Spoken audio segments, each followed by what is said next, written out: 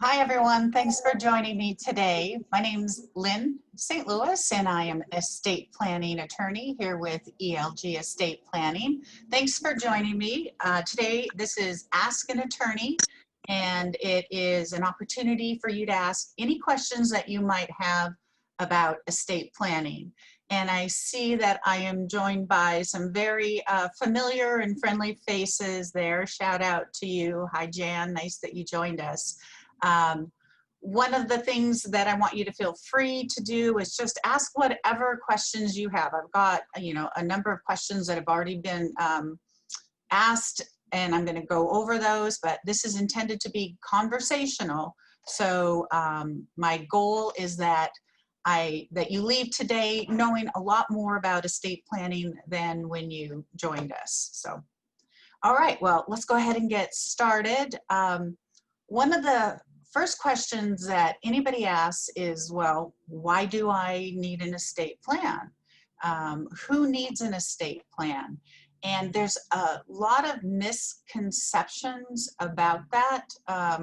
One of the things that people often think is, well, if you're not wealthy, you don't need an estate plan.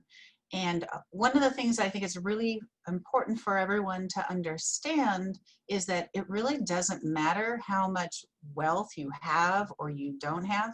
Part of estate planning is making sure that your person, your voice is going to be heard during your lifetime, no matter what happens. And so we will be talking about durable powers of attorney, because those are the key documents to make sure that your voice is heard. But I do also want to make sure that we talk a bit about, what happens upon somebody's passing, or what kind of steps that they should take, not just in a will, but what things should they think about. And depending on whether or not, you're interested in participating, feel free to share some experiences about, what you experienced if you've ever been an administrator of somebody's estate, and what kind of problems that you might have encountered. So no pressure on anyone, but feel free to share that. We'd be happy if you raise your hand, or if you just indicate in the chat you want to discuss things. We'll unmute you and we'll just have a conversation. All right, so to the first question about who needs an estate plan. If you're an adult, you need an estate plan, and that's really kind of intimidating to people. They go, oh, well, I don't even know what an estate plan is. And so why would somebody say that I need an estate plan? I don't even know what it is. So most people know what a will is. We'll talk about that. But what most people don't understand is what sorts of things that they need to be concerned about during their lifetime. And the kind of legal documents that come into play during your lifetime, primarily those are called durable powers of attorney, and also healthcare directives. So especially important at this time with what is going on, with our health crisis right now. People are really concerned about, well, if something happens to me and I can't speak for myself, well, who is going to speak for me? That person is your healthcare agent. And a healthcare agent is somebody that you designate under your durable power of attorney for healthcare. So if you're not able to speak for yourself because something has happened to you and you're not able to speak with a doctor yourself, for example, who's going to speak for you? You want to designate somebody who you trust, who knows you well, to be your voice. One thing that's really, really important is that your voice be heard. You are the person that can ensure your voice will be heard, and how you do that is by getting into place durable powers of attorney. I believe that those are the most important estate planning documents that anybody can have. So a durable power of attorney is a document that you actually can find them on the internet, online, do a search. We'll talk about whether online is a good or a bad thing, but it doesn't have to be a very complicated, difficult task to get a durable power of attorney, even if you just get it online. And what you do is you fill out the document and you say, this is the person who's going to speak for me if I can't speak for myself.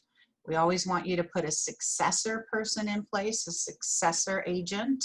Like if I were to designate my husband and he and I are in a car crash, well, if I said he's my healthcare agent, well, he's in the crash with me, who else is going to speak? We want to have somebody else designated to speak after that first person you've nominated. So a durable power of attorney for healthcare, that's where you designate your healthcare agent. A durable power of attorney for finances, that's where you designate your trusted person to manage your financial affairs. Again, if you are not able to do so, then somebody else can step into your shoes and manage your finances if it's needed. So hopefully that makes sense. Let me know if anybody has any questions about that so far. One of the things that people often ask is, well, who should I nominate to be or who should I designate as the person to speak? And I say somebody you trust with your money in your life. And I'm not really being facetious. You really have to trust the person that you're designating. And if you don't have somebody, then, you know, as an attorney, as an estate planning firm, we can always recommend professionals who can fill that role for you. Normally, people prefer a family member, somebody that they've known well, a close friend, somebody that they can really trust. But, you know, not everybody has those trusted individuals in their life. And if that's your situation, then don't feel like, you know, don't be blocked to say, oh, I can't do these documents. You can. We will be able to help guide you to somebody who is a professional. All right. So Jan, I'd love to, we'll unmute you because you say you have a funny story about that. Would you share it? Oh, absolutely. Can you hear me now? I can hear you. Oh my God. Yeah.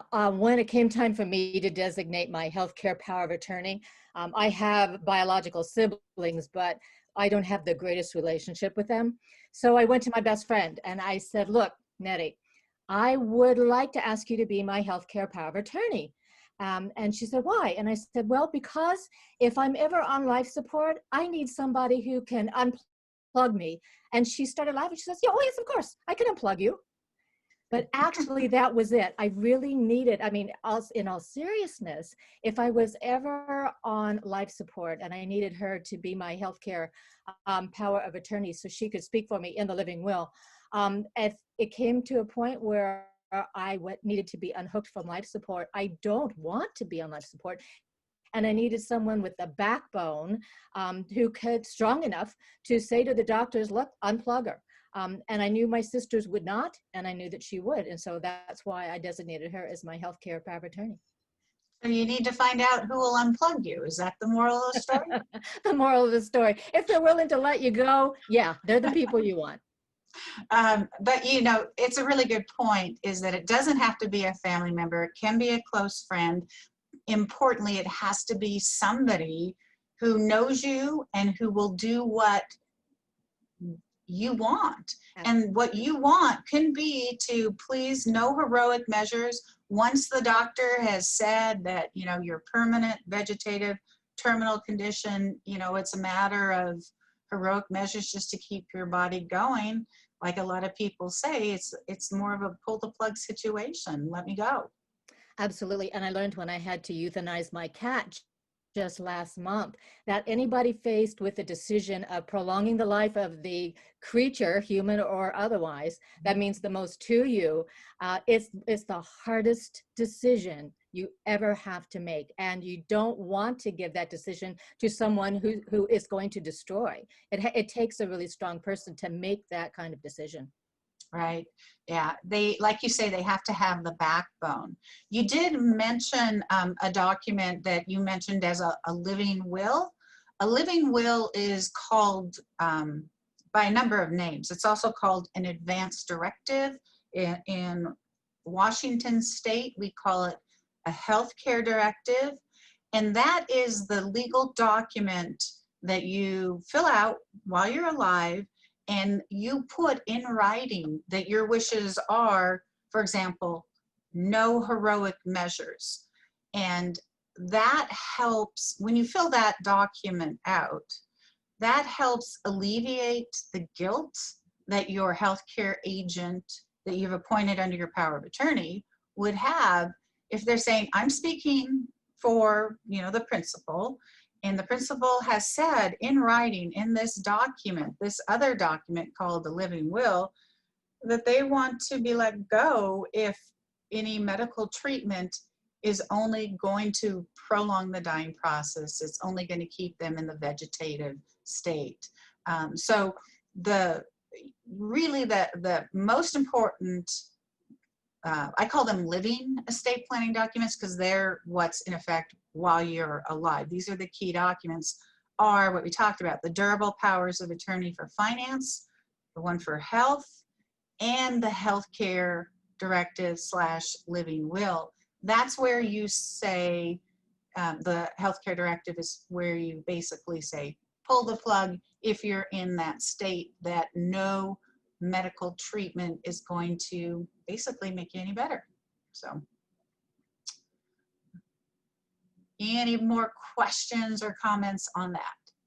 I love this. Can you just download a form online? You can. So I actually will talk about forms that are online.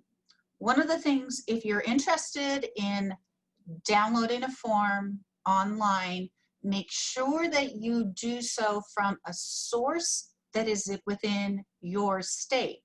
So if you don't live here, if you live in Illinois, for example, don't go to any Washington state website to download your form, because every state has its own specific requirements. Now, there are like national forms that may work. For example, 5 wishes is a form that may work in every single state. One of the concerns about using a form that's more generic like that is that, will it be accepted by the healthcare provider that it's being presented to? That's a good question. So, you know, there are some very, very good forms that are online in everyone's state. So I'm talking primarily from my office here in Washington, or to people who are in Washington residents. So I want to share with you, I'll share my screen here.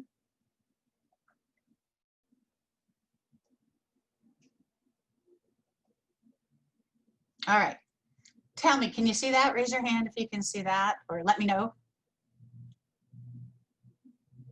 I hope you can see that. Okay, so this is a form that Northwest Justice Project, you can get this online. You go to WashingtonLawHelp.org.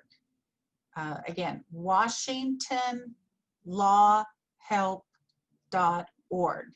And it takes a little while to, you know, navigate through their website, but what you'll find there, you can download a durable power of attorney form.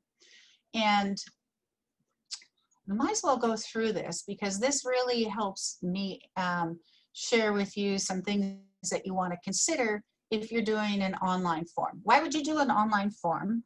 Well, you do it so that you have something in place. Something's better than nothing, generally speaking. The form for Northwest Justice Project will comply with the laws of the state of Washington, which is important. And, you know, it is free. You know, you don't get the benefit of an attorney helping you fill it out. You don't get the benefit of an attorney discussing with you your particular situation, or giving you or talking with you about a will, for example, or protecting assets for your spouse when you're gone. There's a whole lot of what is involved with estate planning that you wouldn't get. You're not going to get the guidance and the legal counsel, obviously, if you do a form. But, you know, not everybody is going to come see an attorney. We encourage everybody to come see an attorney so that you can get the right estate plan for yourself. But I realize that everybody's not going to do that. So anyway, these are intended to be educational. I want to share as much information as I can so that people have a better sense of, well, what is a good online form? For durable powers of attorney, this is a good online form. So, and you can see there's an explanation about it. And what if you need legal help? You know, where do you get it? Again, Northwest Justice Project is intended if you are over the age of, I think it's 60, and if you have limited assets, low income, that you can get legal services for free. See, what we do here at ELG Estate Planning is, you know, an estate plan that is going to make sure that your assets are protected for yourself and for your loved ones. If you have no assets, then perhaps free legal services are perfectly appropriate for you, because there's, you know, no assets to protect. There's only yourself to protect. So, but I did want you to be aware of free legal services. And if you're in the Spokane area, Northwest Justice Project is works, I believe, with the legal clinic at Gonzaga. So you can contact them. So, all right, are you ready? Let's go through what this form looks like. It's an online form. You fill in your name. Who are you? Agent. Who do you choose to be your agent? Alternative. If this person can't serve, you say who is. So if you choose, you know, I don't know, any name, Charlie Brown. Charlie Brown can't serve as your agent. If Charlie Brown can't serve, then you're going to say Lucy is going to be my agent. Okay. And this is really interesting. Paragraph, or number 3 here, it says, my rights. I keep the right to make financial decisions for myself as long as I'm capable. That is implicit. That is in every single durable power of attorney. But what Northwest Justice Project has made clear is it's explicit. I want you to know, when you fill out a durable power of attorney, you keep all your rights. You don't give up any. What you do is you extend it to another person. But because, you know, what Northwest Justice Project works with low-income folks is they wanted to make it very clear and that you don't give up any rights by filling out a durable power of attorney. Now, see how it says durable here? Why is that important?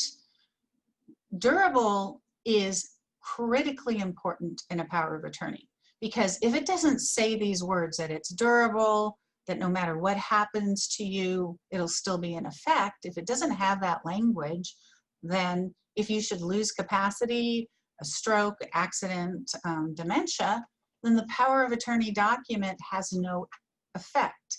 And the whole purpose of doing a durable power of attorney is that there's going to be somebody who will speak for you when you're not able. So it absolutely needs to be durable.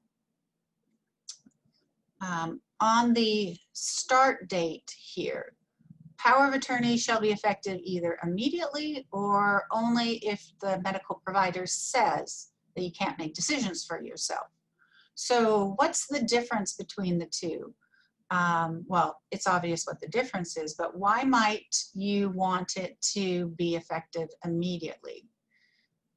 The reason that you might want it to be effective immediately is because if you've ever dealt with someone who is has a declining capacity, what you might find is that they wax and wane. Some days are really good, some days are really bad. And it might be hard to get the doctor to say, no, you do need to serve for your mom because mom is not capable. Because the last time the doctor saw mom was really sharp, really good. And then she left the doctor's office and she's not sharp and she's not good. So because we do so much work with people who are seniors, you know, we work with all ages, but we also have a lot of clients who are facing long-term care, declining capacity. We invariably will recommend that it be effective immediately because we've seen so many problems that arise when, you know, when the person can't get the doctor's statement. And again, if you trust this person and if you're not giving up any rights, what's the harm in saying it's effective immediately? I mean, if you say, well, because I'm worried that they're going to come in and take over my affairs, all right, well, then you're appointing the wrong person.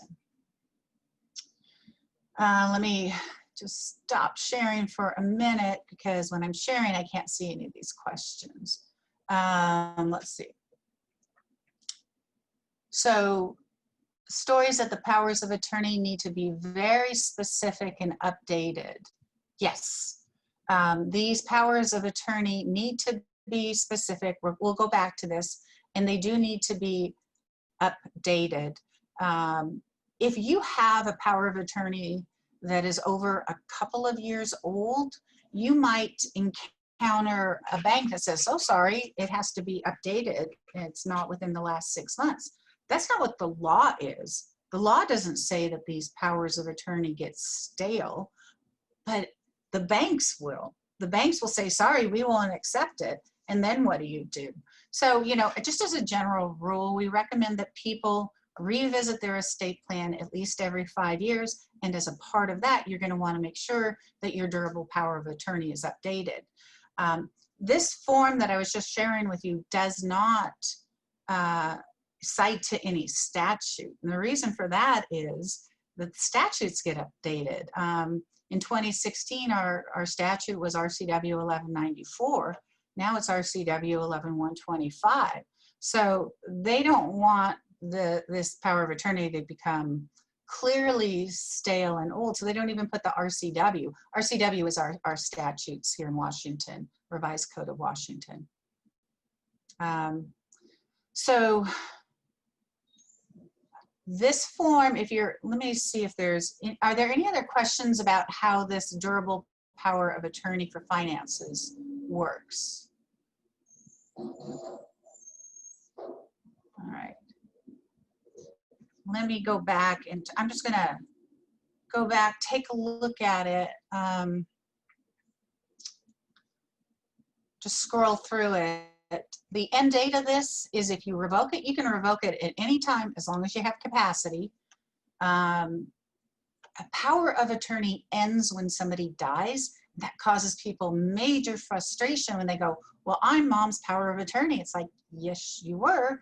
Now mom is deceased. So now mom's estate needs to be administered. And the power of attorney expired when the person died. And so this is one of the things, you can go get an online form and fill it out, and that covers a certain situation, but it's not a full estate plan. It's just one piece of it. And that's part of the problem when you just have one piece of an estate plan. You know, one of the reasons people do an estate plan is, of course, to protect themselves, protect their loved ones, protect their money, and to make things easier for their loved ones when the person dies. And if they haven't gotten the kind of legal counsel that looks at the whole situation, not just the little finite situation, when that person dies, you're going to have a very frustrated family member that says, now what happened? Mom doesn't have a will, or the will wasn't set up correctly because good lawyering wasn't involved. So if you've ever had a situation where you said, I'm the power of attorney and now I can administer mom's estate or whoever's estate, no, you can't. Then it moves to the a personal representative or the executor, or if there is none, then it's a question who gets the authority to administer a estate. Under powers here, full power to do everything, and also has these special powers. This is where we, as an estate planning firm, talk with our clients. Do you want to give the authority to create a trust, make gifts of money or property, change rights of survivorship, beneficiary designations, delegate authority, waive certain rights, community property agreement? That's critically important when we're dealing with couples, to have certain rights so that we can protect assets for the surviving spouse. Tell a trustee, to make distributions. So every one of these boxes is important to discuss. And when you fill out an online form, you're simply not going to have anybody to discuss, well, why is this important? Nonetheless, I would far rather see somebody have this online form than come to us after their loved one has suffered a stroke and now they've lost total capacity and they have nothing. Because if you have nothing, you're going to be a court-ordered guardianship. And so when you're under a court-ordered guardianship, that is one of the worst situations a family could find themselves in. All right, so I don't see any more questions about durable powers of attorney and the online forms. So I'll move on from there. And yes, this is something you can download from WashingtonLawHelp.org. I just give you the caveat, just the warning. Be careful if this is all you have and you or your loved one has nothing more, it could be problematic. Also, if you are worried that somebody is going to financially exploit you, one of the most common ways we see people financially exploit a loved one is the exploiter downloads a form, puts it in front of mom's face to sign. The two witnesses can be, the exploiter's friends, and they've got a valid durable power of attorney. When you go to an estate planning attorney to get your documents drafted, you are far less likely to be exploited because there's been an attorney involved. Not to say it's a guarantee, but it's just far less likely. Okay, let's see. Got some Medicaid questions here. So Medicaid really is an area of our special knowledge here. We are elder law group, ELG Estate Planning, and we do quite a bit of Medicaid applications. In fact, I don't know if you can see, but over my shoulder, there's a book about Medicaid planning, and I'm the co-author of that book. So one of the reasons that Medicaid planning and long-term care planning is so near and dear to my heart is that I had two parents who both of them needed long-term care. So we did, so there was a whole lot involved with mom and dad and their long-term care and their planning. Dad was also a vet of World War II. So this is something that we know inside and out, Medicaid planning. When we are working with a couple and they are concerned about protecting assets for, the survivor of the two of them, sometimes they'll come in and they'll say, and they'll bring in their revocable living trust because they heard revocable living trusts are easy, they're a good way to go. May or may not be true. But what I can tell you is if you are in the state of Washington and you are married and you have a revocable living trust, you gave up your best opportunity to protect assets for your spouse when you pass away, because the state of Washington will not recognize, will not honor a revocable living trust as a means to protect assets for your loved one. So let's say, I like round numbers because they're really easy. Let's say you've got a 600,000 total estate, you and your spouse. You've got a house that's worth 200,000, and maybe you've got 400,000 in retirement and in the bank. 600,000. When the first spouse dies, if you have a revocable living trust, what happens is the surviving spouse, they now have 600,000. The deceased spouse's share went to the survivor. And if that surviving spouse ever needs expensive long-term care and they ever want to have the state pay for the care, they will need to spend down basically everything they've got, because Medicaid's asset level for a surviving spouse who's a single person is $2,000. So they will become impoverished, and then the state will pay for their care. That's what happens with a revocable living trust. When the couple instead has a will, and the will creates, and our wills will always contain an asset protection trust. Why? Because we understand Medicaid's rules. We know it's necessary. So you have a will with an asset protection trust, first spouse dies, then what happens is the first spouse's 300,000 will fund a trust for the survivor. So we know we have a guarantee of protecting at least half of the couple's assets. So the survivor needs long-term care, they'll get the state to pay for their care when their own assets are down to $2,000. But there can be $300,000 in this trust, and the state won't count it. So rather than becoming impoverished, the surviving spouse will qualify for state benefits for Medicaid to pay for care, even though they've got $300,000 in trusts. And sometimes people go, well, why are we only protecting half? We're Washington, we're community property state. Each spouse owns half. One of the things, though, that we also can do is, if we know one of the spouses is going to die, we can have the spouse who's not going to die give all their assets, it's called a separate property agreement, to the spouse who will be dying. So now the spouse who dies has 600,000. So we can fund the trust for the survivor with 100% of the assets, or 600,000. So let's say that the surviving spouse has Alzheimer's, they're already in the care facility. They will be able to have Medicaid pay for the care, even though they've got 600,000 in trust. So one of the things I think that's really important for people to understand is a revocable living trust appropriate for your situation?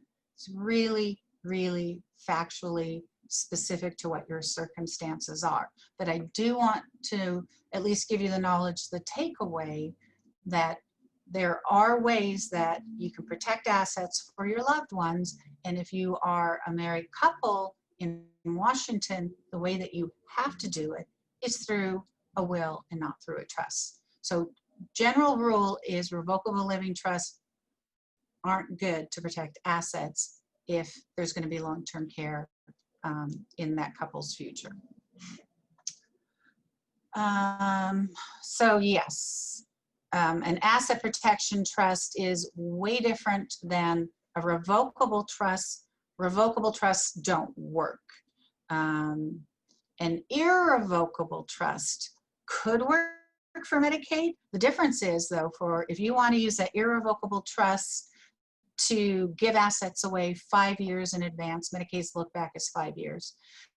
5 years in advance of needing care, you can create an irrevocable trust, but you can't be the trustee, you can't be a beneficiary, you can't benefit from your assets. So you really have to give away the assets. And you either usually give away assets to a family member, you can give them away to an irrevocable trust, but just keep in mind, you can't benefit from that trust. If you do, then it didn't work for giving away the assets for Medicaid purposes. So it works far better for a couple, especially to have wills with the asset protection trust in them, the one that the state will honor, because then you're not giving away any assets. The couple still gets to use all their assets for the rest of their lifetime, and then when one spouse dies, the trust is created for the survivor. There is no 5-year look back between spouses, so we're not worried about that. It is the best tool we have to make sure that the surviving spouse will always have money. So I talked about the 5-year look back. Okay. All right. Single people is, for those of you that have seen me do live presentations before, I always get this question from the audience. You know, we're doing, you know, the virtual now, but always some single person says, well, what can I do? You know, I'm a widow or a widower already. It's like that opportunity then to protect assets for yourself doesn't exist because your spouse died without having an asset protection trust in their will for you. So that's always kind of a, you know, disappointing to people.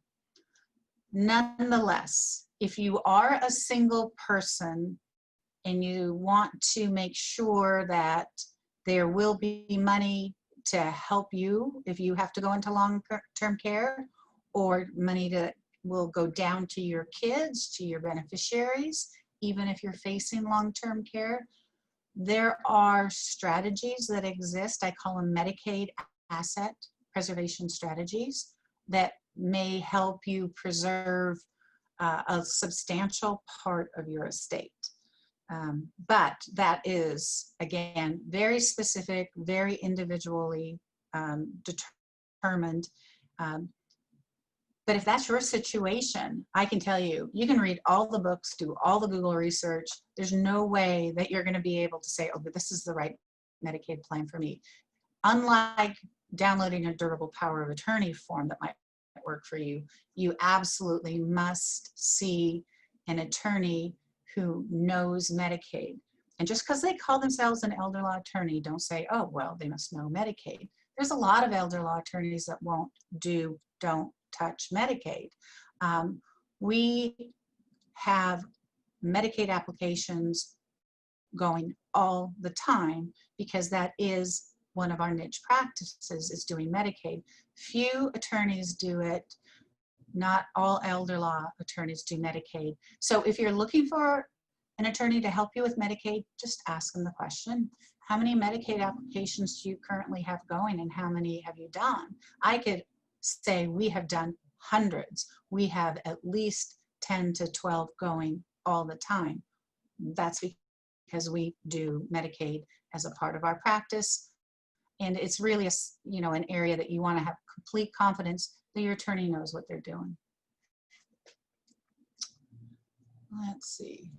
Oh, one of the things I wanted to mention, I was saying that, you know, if you're single and you want to see, can I qualify for Medicaid? Let's say you have a house, it's worth $200,000. Let's say you have $100,000 in the bank, and you're single and you need to go into a care facility.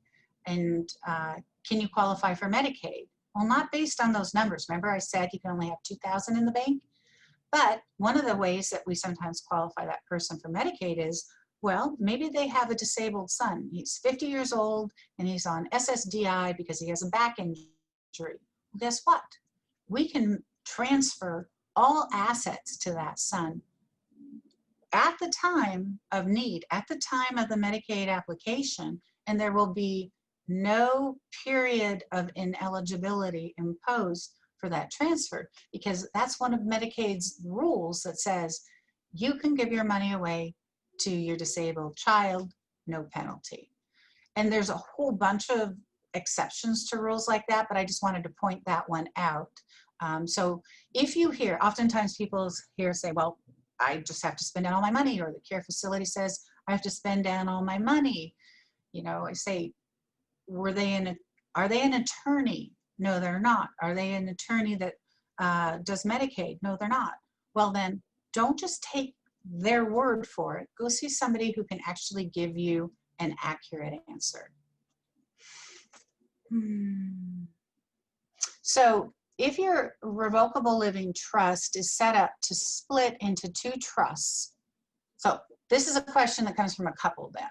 You have a revocable living trust, and normally what they say is on the death of the first spouse, it now splits into two trusts, the survivor's trust, and that still remains revocable, and then the decedent's trust, which is irrevocable.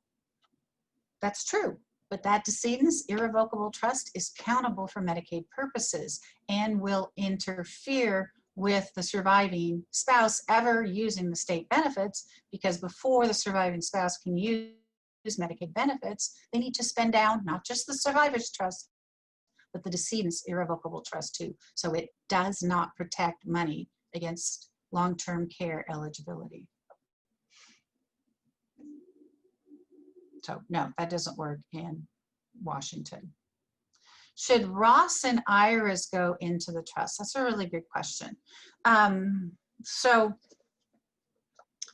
Roths are a particular kind of retirement account where you've already paid taxes on it, and then you put your money into your Roth IRA, and then it'll continue to grow and grow so that when you take the money out, not just the money you put in, but all the gain is non-taxable. So they're great investment vehicles. Usually when we're talking with clients and they have their Roth IRAs, the question is, should you put it into the trust, the asset protection trust for your spouse, or might it be better to move that down to the next generation? Sometimes that's the case. So we say, talk to your financial advisor, because we're attorneys, we are not financial advisors. Of course, we have a good working knowledge of these various kinds of accounts, but we're not going to tell you how to invest your money and whether or not your Roth might be better off going to your kids or going into the trust. And a lot of times the situation is, well, how much money does a surviving spouse need? If they don't need the Roth, then the financial advisor might say, yeah, it's a good idea for the Roth to go to the kids and not to the asset protection trust. When it comes to the retirement funds that will have what they call RMDs, or required minimum distributions, to be taken out of those